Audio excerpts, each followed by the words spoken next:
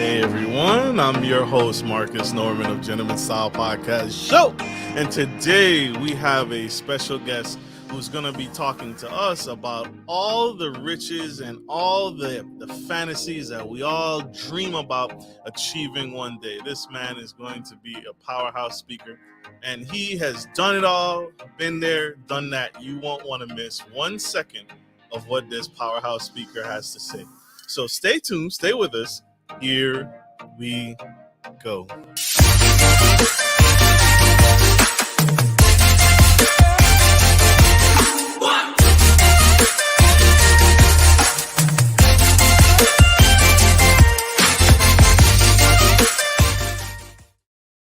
Hey everyone, I'm your host Marcus Norman of the Gentleman Style Podcast. Welcome back to today's live special edition.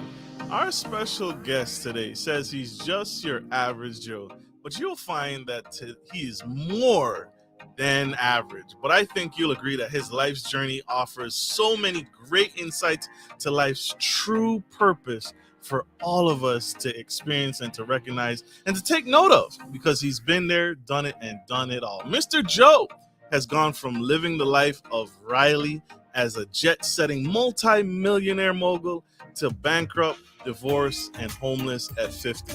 So this man truly has a lot of experiences to share today on the Gentleman Style Podcast Show. So help me welcome, without further ado, this incredible guest to the stage, Mr.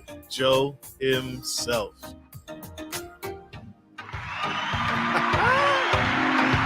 Hey, Marcus. Welcome. Nice to see you, my brother from another mother. Glad to have you, Mr. Joe. Thank you for being here on the Gentleman Style Podcast Show. It's an honor to have you, sir. And I appreciate you making time for us to give back in this way. This is truly unique. My pleasure to be on your fantabulous podcast. Thank you, Marcus. Once again, thank you very much. You're very welcome. I wanted to ask, you have an incredible story and you've been there and done that, but I want to ask, what started the spark for you? When did you first realize that you wanted to be rich? Did you know at an early age that I want to achieve multi-million status, or are you the Wolf of Wall Street? Like, how did that happen? Where did it start for you? Well, it's a great question. I grew up pretty poor in a farm family in Manitoba, Canada. And, we didn't have much. In fact, my first pair of jeans that were actually purchased in a store like new was age 12. So it was always hand-me-downs. And I just grew up wanting more. I saw my pa working on the farm, his fingers to the bone. And I just went, farming's not it for me. I want more in life. And it gave me a hunger to seek, to discover, to create more. And that's true. And I think that's necessary, right? I grew up on a farm, probably not as like you did, but we had goats, we had land, and we had cattle. And so, that was part of my experience. It was part of my chores. My daily chores is to experience what it's like to raise cattle and do the rough stuff, right? That's part of my manhood. But it instills in something to me that I still use to this day. How has growing up on a farm educated you? How have you taken that forward into your life today? Well, Marcus, I think it instills in you, a work ethic for success. Because on the farm, as you know, you did the chores. I mean, I was up at 5:30 a.m. I think I was from age 10. I was driving a tractor at age 10. I rolled my first car at age 10. So everything happens faster. And you work hard because you really don't have a choice. And I think that's a good thing. It's true. I'm glad you're okay. I'm glad you're okay. I didn't roll my first car. It was a fun thing. I don't know. I'm gonna date myself, but the Dukes of Hazzards, how they went up on two wheels and then they rolled it over. I did that from age 10 as kids a lot. You're a little bit crazy on the farm. You knocked it all out of the park. You got it all out of the way early, all of it. I wanted to, and I don't mean to dial back the clock on you, but what would you, if you could go back and tell yourself something, anything, what your 30-year-old self, some life advice that you now hold near and dear to your heart, what advice would you give to your 30-year-old self today? Wow, that's a great question, Marcus. That's a great question. You see, I, I, um, I went too far with it. Like I had a hunger for success, but in hindsight, which is 2020, right?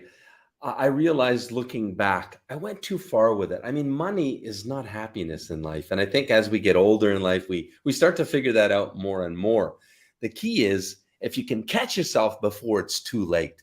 I just had this, I think I developed a love of money. Now, this is the true sin according to the Bible, right?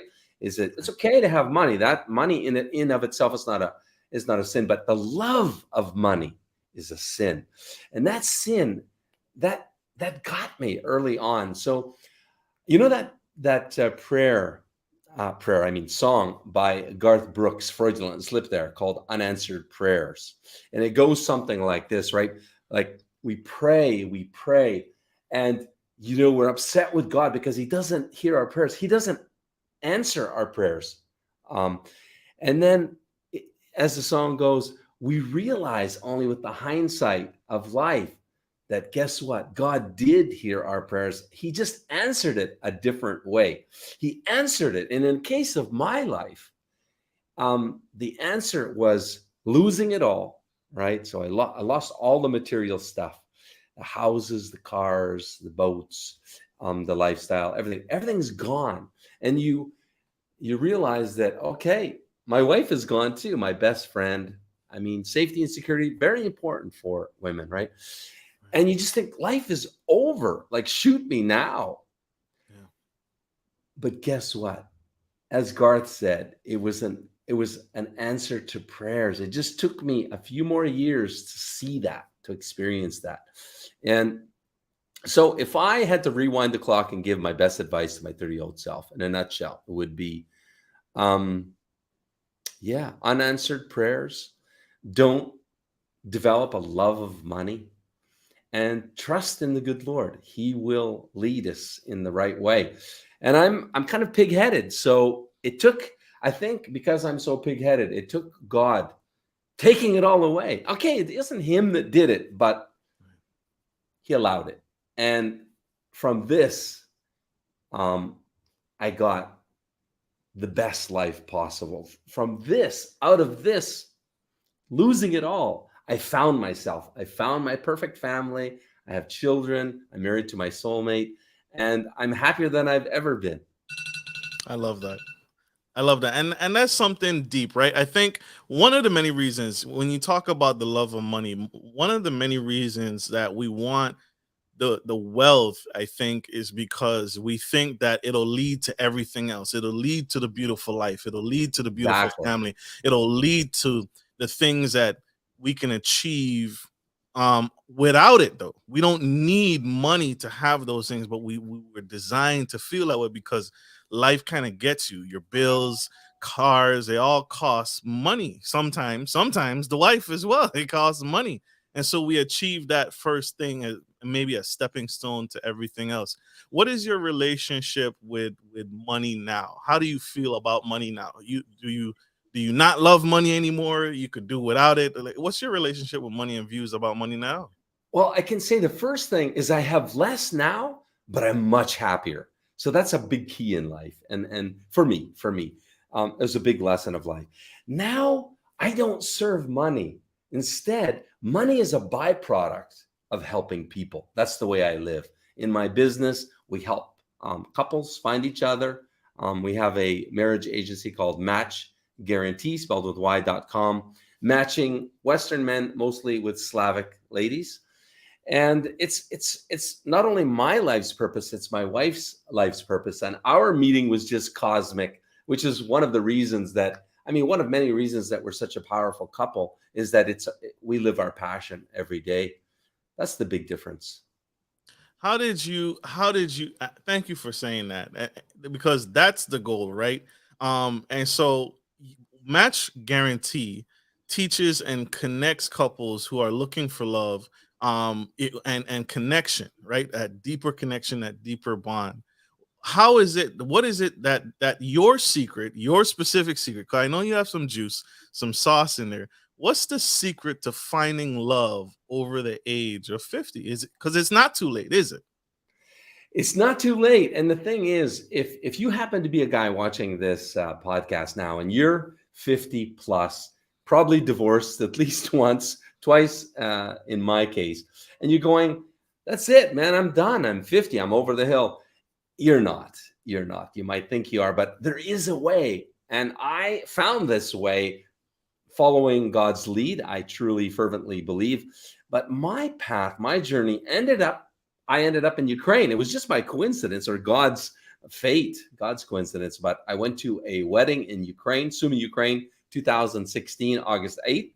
And the rest is history. I discovered a new world. I discovered a world of traditional women that really were all about family. There's no, such thing as toxic masculinity. That's really, I don't know.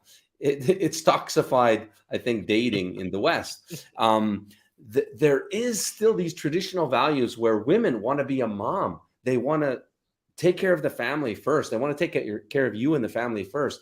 And they have these expressions like, children are the flowers of life. And this is what I was looking for and couldn't find in the West. So I found that in Ukraine. I met my soulmate, Anna, in Ukraine, and we're happily married with 2 children and another one on the way.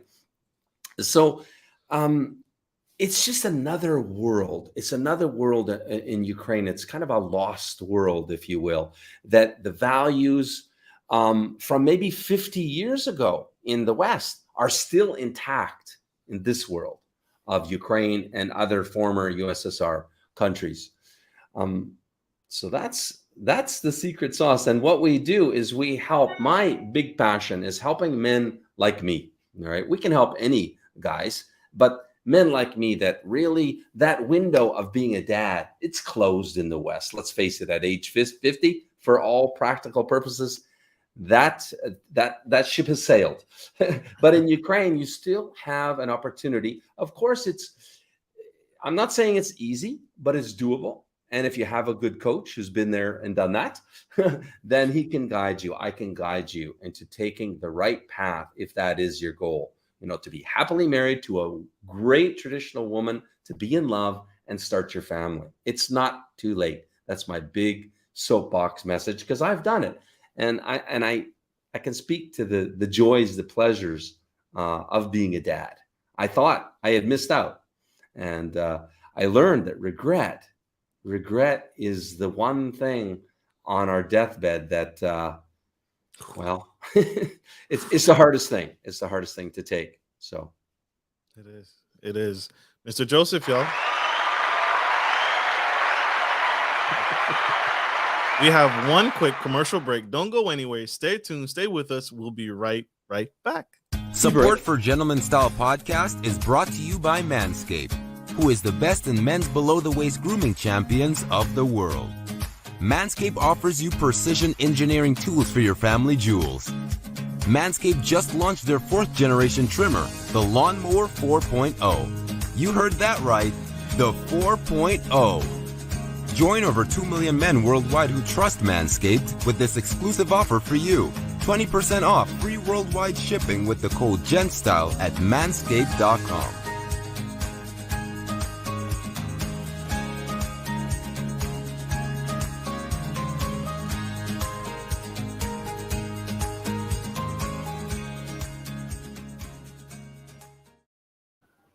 Hi, everyone. We are back to the Gentleman Style Podcast show, and we have Mr. Joseph, who's spilling the tea on how he went from millionaire, billionaire, philanthropist, giver, receiver, had the nice cars, the yachts, the boats, the family, lost it all, and found a way to still come back and find the true love of his life, build a family of his life over the age of 50. And he actually has his company, a match company that connects you with the love of your life in Western culture, in a traditional culture that has not, that time almost forgot about.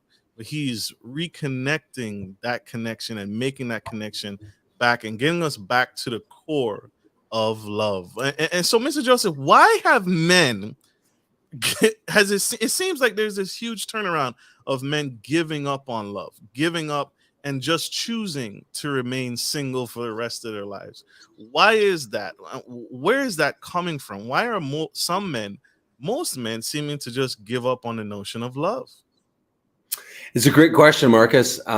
First, I just want to correct you there. Didn't make it to billionaire hood.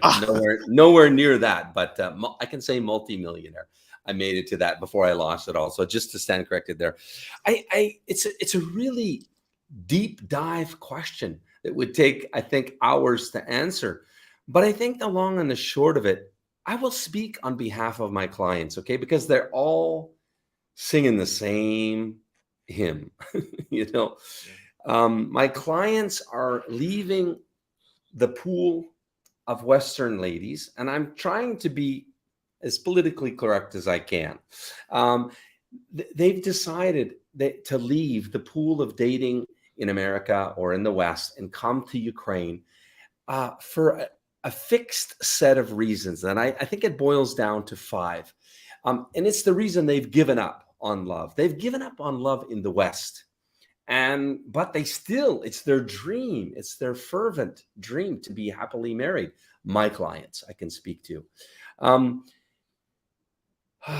So the main reasons is they are looking for a traditional relationship. Okay, traditional marital roles, which means the man is the breadwinner, and he brings home the bacon, and the woman is, the caregiver. Her nest is her home, and traditional roles. They're looking for that, and they want children and family. That is an important one. There's no way to be politically correct when you deliver this message. I'm just realizing myself, who am I kidding? But listen, I believe that lies doesn't serve anyone. I could sugarcoat shit, but the thing is, I'd be doing a disservice because I do speak the truth, but sometimes the truth hurts. And in this case, sorry, ladies listening, but I'm just telling you what my clients are telling me. And I was my first own client, right? So I'm in the same boat as my clients.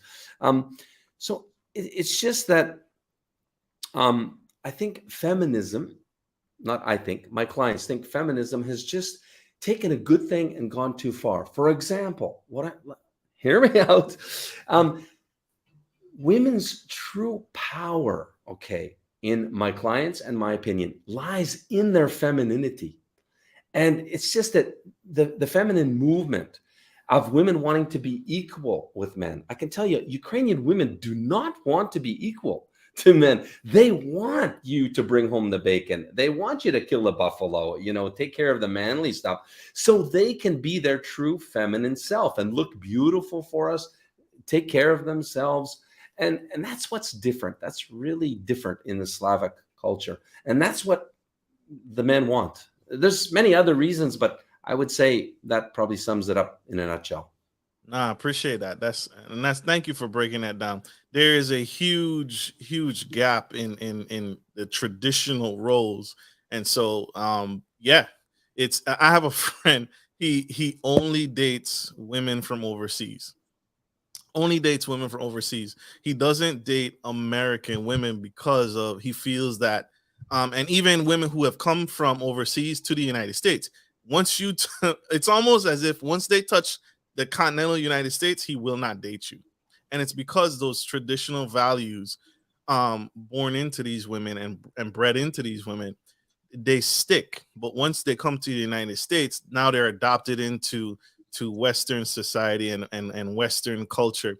And then they're like, girl, you don't have to do that. You don't have to do this. And they almost reprogram years of values that were instilled in them. And so I'm with you. I'm very, very with you. If I can add to that, because it's just top of mind, I just thought divorce rape is a big one for guys. So my clients, right, they're saying, listen, been there, done that, lost half or more, and just got taken to the cleaners. And the thing is with Slavic culture, I'm not saying this is a good thing, but they have reverse, if you can imagine, divorce rape. So in Ukraine and in a lot of Slavic countries, yeah, it's the woman that gets raped. I mean, she gets the short end of the stick. So, and I'm definitely not saying that's good. Either way, it's not good. But what it does is they don't have this mentality of, okay, well, I'm going to get you for half if we get divorced. No, Slavic ladies, they do anything and everything to keep their man. They don't cheat on their men. Okay. And again, I'm broad brushing, of course. Right. That is a problem. It can be in any culture, but they really appreciate and respect the men for being men and their value. They really perceive a man as high value.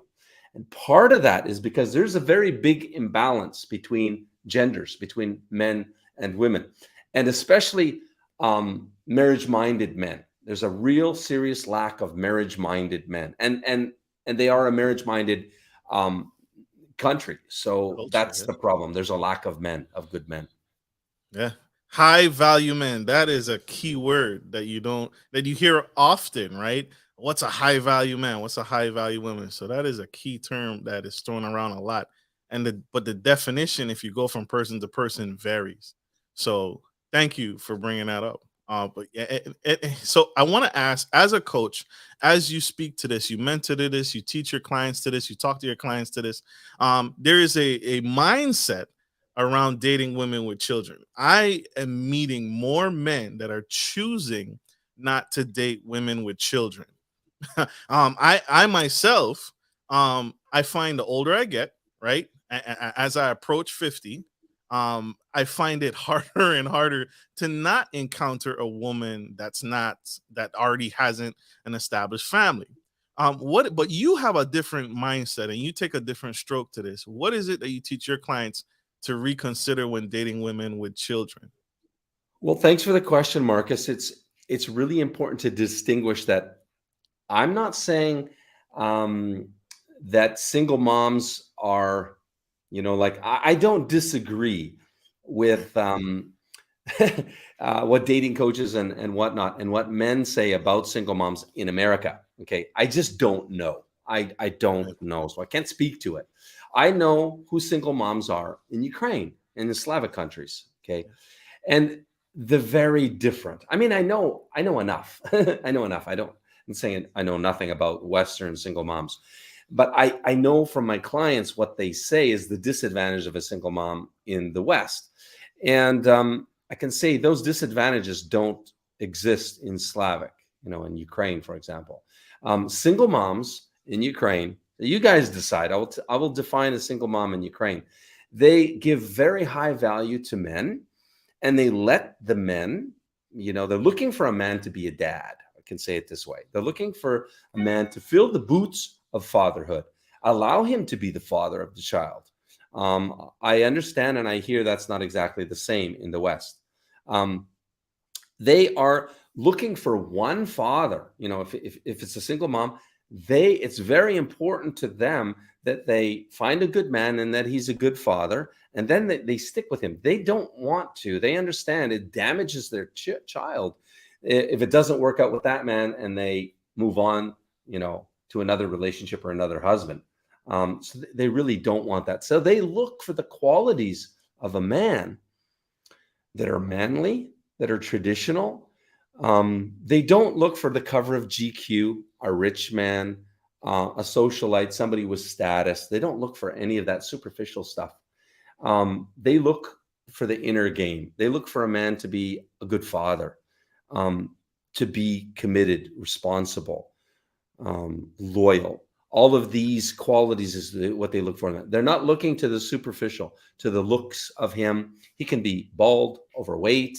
I mean, of course, handsome and debonair is great, right? But that's not the primary focus of Ukrainian women.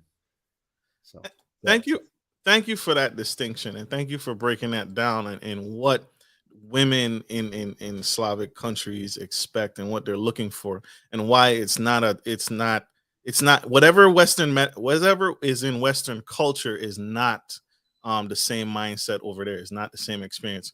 Mr. Joe, Exactly. how did you put it all together? You now have a beautiful family. You're happier. I mean, you've been smiling ear to ear this entire episode. What is the secret? What is your secret to true happiness for relationship and finding it in relationship? Because we just found out, you said it earlier, it's not money. What is the true secret to putting it all together? The family, the beautiful wife, and the freedom that we are all looking for. Great question, Marcus. You got the best questions. I mean, it's again, it's a deep dive. The secret to happiness. If somebody could put that in a bottle, they'd be a billionaire, right? Right. Because the truth is about life, we're all on the same journey. We're looking for happiness, right? Yeah. I mean, it sounds corny, but that's what life's about. Is being it's about being happy, being content, having this feeling of contentment, of joy, which none of us have it all the time. It's moments. It's moments. The more moments we can have, the better.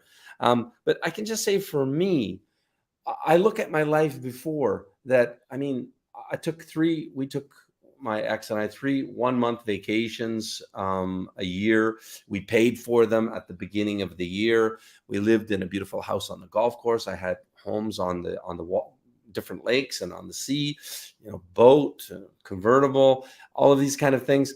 And these are fleeting moments of happiness. You get the new 500 SL car, $1.50, you drive it out off the new lot, and it's literally lost its sex appeal in a month, right? Mm. It was gone in a month for me. And I'm going, life is empty. It's void of emotion. We have no children, this and that. Now we have our own story why the ex and I couldn't have kids, but compared to now, we don't have the same stuff, nor do I want it, actually. But we have full of moments of happiness, of love and joy with the children, with the whole family. We have the love and the joy of having a job. I mean, having a passion that we love. We love helping our clients, match them. So everything is around creating emotions of happiness, creating emotions. And the other thing I will give a takeaway to guys and girls watching this podcast, listening to this podcast, is that for my wife and I, we had been searching for a certain type of mate with certain characteristics. And it's really interesting because I'm an engineer from a former life and from a galaxy far, far away. But we found that there is profiling that you can do to help find your half. And we call it love code. And so if anybody wants, they can go to lovecode.info, lovecode.info. And in 2 minutes, it takes you 2 minutes to see what is your love code. And then get your significant other or the girls that you're dating or about to date, or at least know your code. We do it with our children. It helps our children understand what is love to them. So we know the love code of both of our girls. And it really is enlightening. It helps you, as John Gray from Venus, Men Are From Venus, Women Are From Mars, as he says, it's like love is something different to different people, right? So for me, love is tomato soup.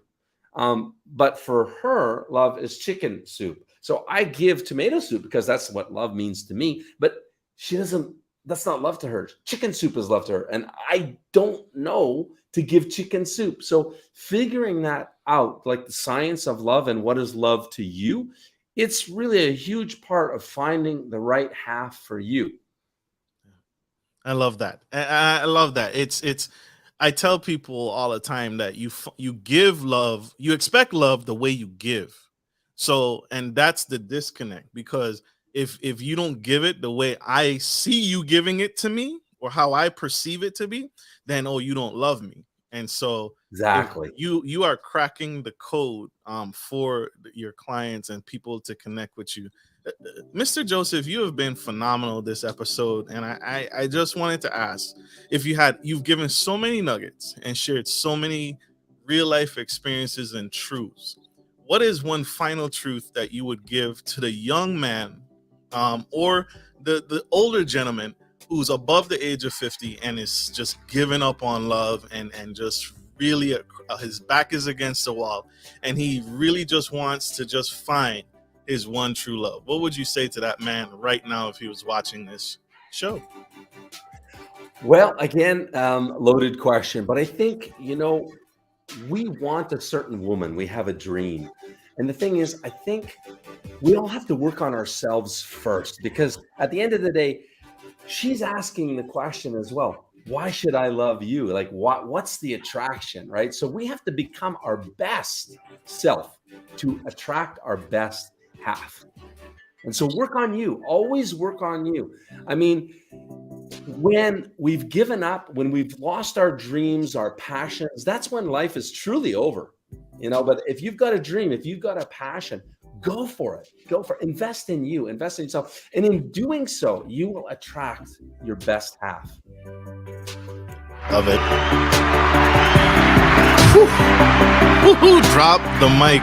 Sir, how can my audience connect with you? How can we learn more? How can we get on board with this train? Because it's not too late. It's not too late. That's what I keep hearing. It's not too late. How can people connect? Match Guarantee, spelled with Y on the end.com/register. And you can get a free matchmaking consultation. You can even meet some of our ladies by donation. And lovecode.info. It's a great tool. It takes you 2 minutes and you can help figure out what is your code and then send everybody that you love and to figure out their code. And then you can start talking in love language to each other. Love it. Love it. Connect. And for my audio listeners, sorry, you guys, we still love you, but it's lovecode, one word, .info. And check out his website. Get on the website. Get connected. Match Guarantee with a Y at the end, .com/register. And one more, we just started a YouTube channel it's everyday beautiful ladies that you can talk to on video. It's ukrainedating.tv. And it's ukrainedating.tv. Every day we're live with different beautiful Ukrainian ladies, completely free. And I'm doing this so the world can see the Slavic traditionality face to face. You can ask them questions. You can even join them on video, and you will see they're different. They march to the beat of a different drum. You'll see. Check it out. Connect, y'all. Connect. Mr. Joseph, thank you so much for being here, and thank you for giving back in this way. This has truly been phenomenal. I appreciate you, sir. My pleasure, Marcus. Thank you. Absolutely. And thank you all, my audience, for tuning in and checking out this incredible episode, this dynamic speaker. This is, I think, maybe our first millionaire that we've had on the show. So I am truly grateful to hear it from the mouths of babes. Like I always end every show, take care of your friends and take care of your families, and always, always take care of business. This is Marcus, your favorite gentleman, and Mr. Joseph, spilling the tea on finding love after 50. Thank you all. Take care. Bye now.